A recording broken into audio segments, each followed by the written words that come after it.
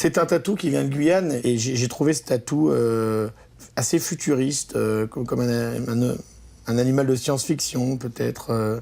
Et il me rappelle la Guyane, pays qui me touche beaucoup parce que c'est quand même un morceau de terre ferme. La France est un pays souvent anachronique. On a encore un morceau de terre ferme en Amérique.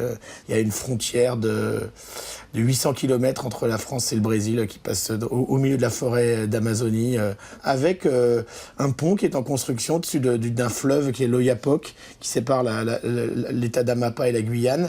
Et ce pont permettra dans quelques années d'aller au Brésil depuis la France à pied. Donc ça, c'est quand même quelque chose d'assez extraordinaire.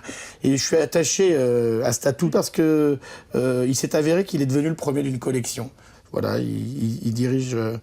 c'est le chef d'une petite armée qui s'étoffe et je dois avoir une quarantaine de pièces maintenant.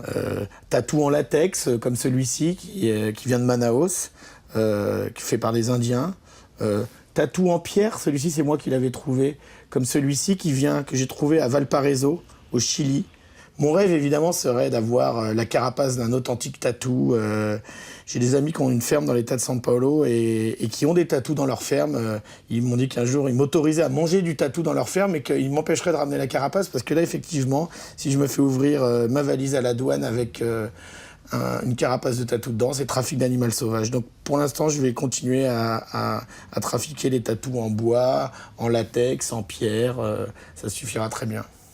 Mais non, je vais...